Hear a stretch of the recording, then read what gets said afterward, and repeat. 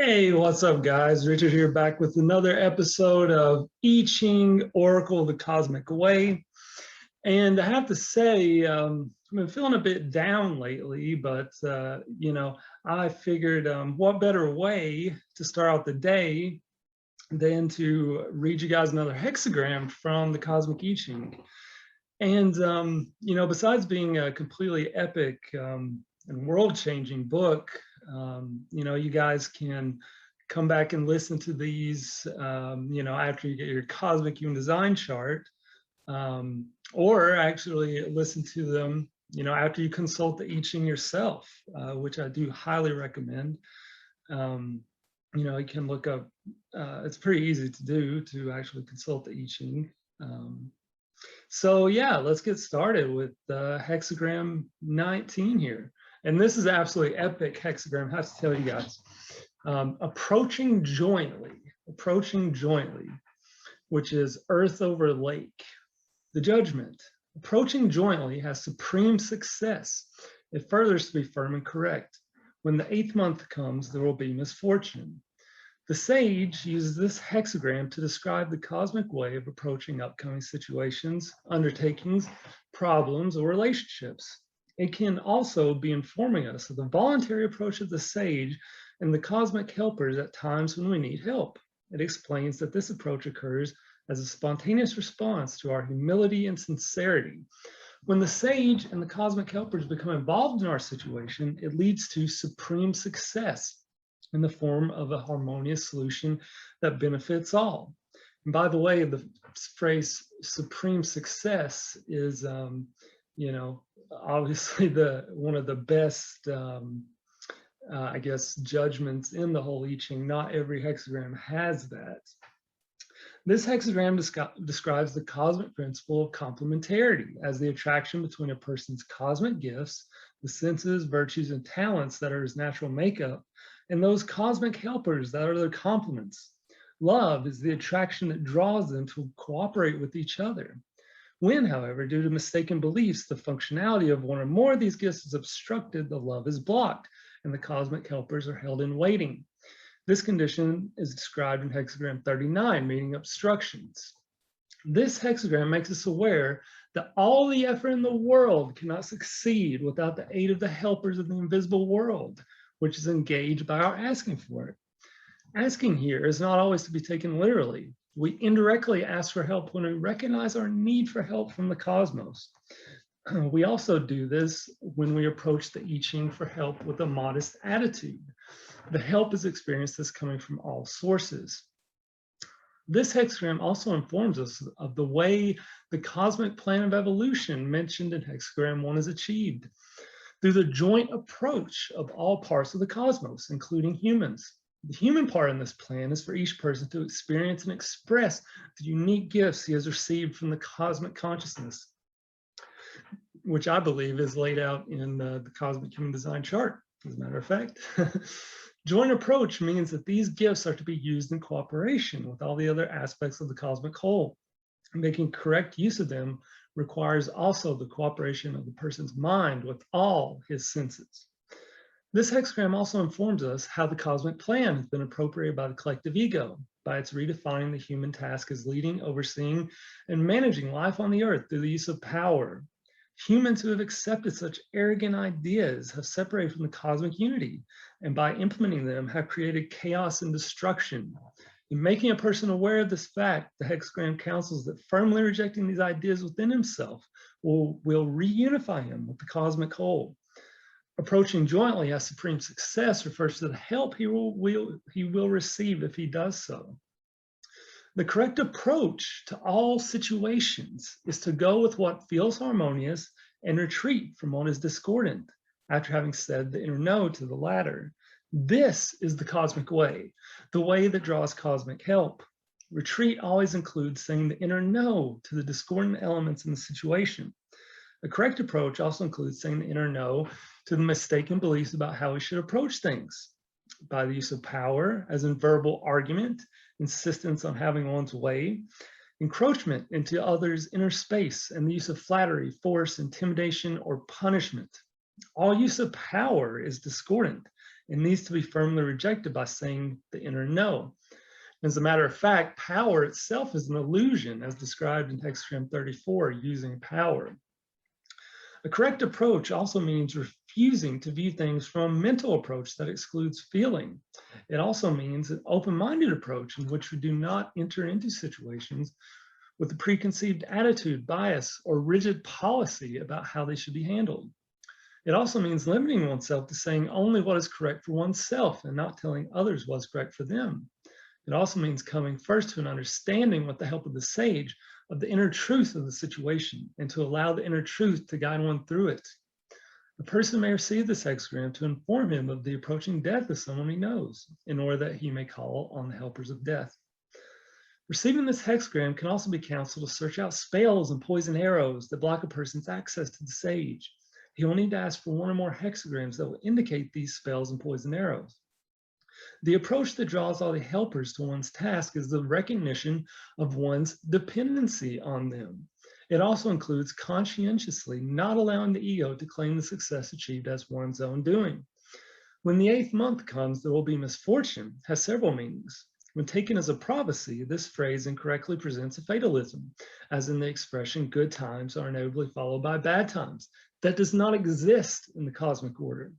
It more accurately refers to the ego's return after a period when all has gone well, to appropriate the success achieved by claiming, I did it. Metaphorically, the 8th month refers to August or September, the time of harvest, when we might be tempted to forget the help we received during leaner times of need. Mention of misfortune coming in the 8th month also calls attention to the way in which the I Ching can be seen to predict the future. It does not do so, as mentioned above, in the sense of either destiny or fate being written in the stars, or life being a pre-written script. What is predicted is the inevitability of evil consequences if the person does not withdraw from the trajectory created by his decisions and attitudes that are in conflict with cosmic principles or cosmic law. If he is willing to follow the advice of the sage and rid himself of the mistaken ideas that are propelling him towards misfortune, then the dire consequences predicted will be avoided. Seed phrases connected with this hexagram have to do with forgetting that we have help from the cosmos, such as if you want something done, you have to do it yourself. You are all alone in this world. Only through a human effort can everything get done. Humans of all species are the only ones we know who know how to accomplish things. Other phrases refer to beliefs in human superiority due to their gifts of thinking and language. And you see how all of these false ideas, they all come from these seed phrases, the seeds of evil, in fact. Line 1, approaching jointly with firmness and correctness brings good fortune. This line refers to the cosmic truth that is deeply embedded in everybody's cell, that the nature of the cosmos is good and that it is firm and correct in relating to all its aspects. It also means that it does not cooperate with the ego. In regard to the situation at hand, a person has held this in doubt due to interference of the ego, which focuses on looking at appearances. All he needs to do is trust his innermost feeling that if he can come to the correct viewpoint, help will be obtained. Receiving this line can inform a person who has failed to achieve his goal, that he has been employing the wrong helpers, the collective ego's techniques and conventional ways of doing things. If he will firmly reject whatever ideas have led him to rely on these means, the true helpers will come. He needs to rid himself of all the seed phrases in his psyche that recommend such approaches, as in, there is no one to help us but ourselves, and you can't trust anybody but yourself. This line can also be a message from the sage that the helpers a person had attracted by correcting his attitude to have again retreated due to his allowing the ego to watch for results. He needs to say the inner no to the ego's interference. Line 2, approaching jointly brings good fortune and furthers everything. This line confirms the person's harmony with the cosmos and the help that has come as a result. The good fortune refers to his actions being supported and authenticated by the helpers. In terms of the love relationship, it states that the unity of the lovers has been authenticated by the cosmos. A person may receive this line when he cannot see that any good can possibly come out of his current situation. It is telling him to trust that the cosmos can turn all events to good use if he will but ask for its help and allow himself to be guided. Line 3, Approaching comfortably does not further. If one is induced to grieve over it, one becomes free of blame. Approaching comfortably has several meanings. It can refer to a person's expectation that the sage or the I Ching will make the correct decision for him. This approach is typical of the ego, which wants the sage to lead so that if the outcome is unfavorable, he can hold it to blame. The correct approach is to ask the sage to help him attain the clarity that will enable him to decide for himself. It can also refer to a person's tolerating something that is incorrect because he thinks there's nothing he can do about it. This is incorrect. By saying the inner no to it, he draws the helpers needed to eliminate it and return the situation to harmony. Furthermore, it is his cosmic duty to say the inner no. If one is induced to grieve over it, refers to his need to recognize that inner tolerance of incorrect behavior is the cause of all the disharmony in the world. Wow. Correcting his viewpoint and saying the necessary inner no's, both to himself and to others, frees him from blame. Often a person fails to say the inner no because he fears feeling guilty for doing so. This occurs when he has an inner prohibition due to a guilt spell against saying the inner no. When a person has falsely accepted that his true nature is irrevocably tainted, he tends to excuse himself and others by viewing the problem as something that cannot be corrected or as due to people's nature. Such a person says there will always be evil in the world and turns the other way. This, however, is a perverted view of the ego, and his tolerance of it creates cosmic blame and fate. He can free himself of his fate by rejecting the aforementioned phrase together with the image that human nature is irrevocably tainted.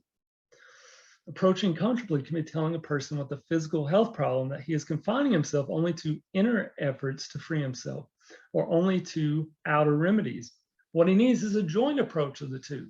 His inner effort is directed to freeing himself from the root causes, while the remedies complement those efforts on the outer plane. Line 4, approaching comfortably, no blame. Approaching completely, no blame.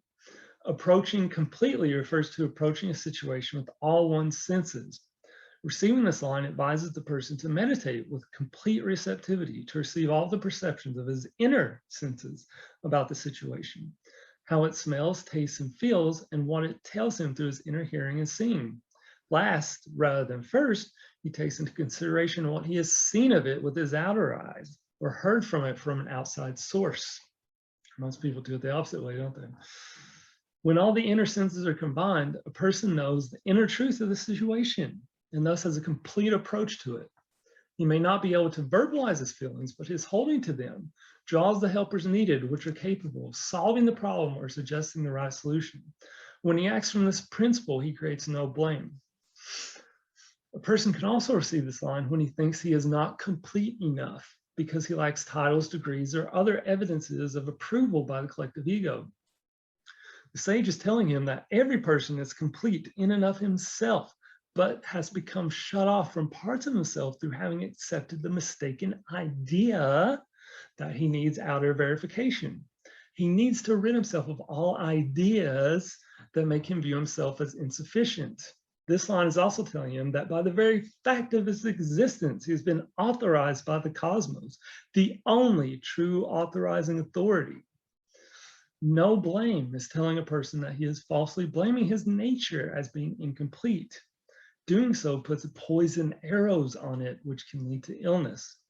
No blame is also saying that the blame created by his blaming activity will be erased if he frees himself from these poison arrows. Complete approach also points to the cosmic principle of complementarity mentioned earlier. Receiving this line can indicate that one or more of a person's senses are under poison arrows, thus their complementary cosmic helpers are kept in waiting. Line 5, approaching wisely. This is right for a great prince, good fortune, no blame. Here, the great prince represents anyone put in a position of inner or outer leadership. His wisdom lies in recognizing his dependence on the sage and the helpers of the invisible world to help him make the right decisions at the right moment. This line makes him aware that each helper has a unique function in which it is expert. There are, for instance, the sage is the cosmic teacher, the cosmic doctor, the cosmic banker, the health helpers, the helper for relationships, the helper of transformation, and the cosmic army, to name a few. We're informed that new helpers are generated for every new need. All are helping aspects of the cosmos. To engage them, a person needs to remove any obstacles or resistances in his attitude that prevent them from being able to help. For example, the person may think he needs to get a job, but has an unconscious resistance to getting one. Before the job helper can help, he needs to reject all phrases and images that are connected with and cause this inner resistance. Next, he must ask the expert helper for jobs for its help. The person then needs to give that helper a free hand by refraining from any impatient interference or watching to see whether and how the task is getting done. It is also important when the helper is finished helping to acknowledge and thank it as the source of the help received. Again, this is not saying he does not make any effort of his own, but to allow himself to be guided with the help of the RTCM, the retrospective three-coin method, where you can ask the I Ching exactly what it meant after you throw a hexagram, where to put his effort. This line can refer to a person who has been trained to look up to human authorities and experts as the great princes of humanity. In turning to such persons for help rather than to the helpers and the sage, he is turning to the wrong source. He needs to first free himself of the doubt in his own completeness and his ability to access the help of the invisible world, and then to rid himself of his belief in all authorities. Even the sage does not want to be regarded as an authority over him, but as a friend and helper. Line 6, approaching great-heartedly, good fortune. Approaching great-heartedly in its cosmic meaning refers to the loving approach that the cosmic consciousness has towards all its aspects. The sage that speaks to the I Ching embodies this approach. Receiving this line is to make a person aware of the way the sage relates to him. It does not approach as an authority, but as a loving friend that is available to help.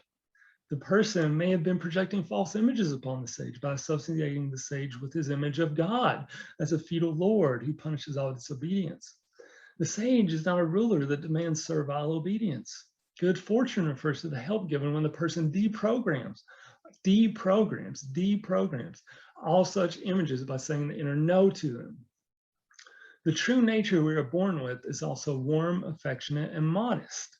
To live according to our true natures is neither a state of mind nor the result of any effort, philosophy, or belief. It is the result of ridding ourselves of any fears we may have of taking our true place in the cosmic order. Receiving this line can also be informing a person he has adopted the image of the great-hearted person as a result of a philosophy or belief. Such a belief is actually a spell he has put on his natural responses to others.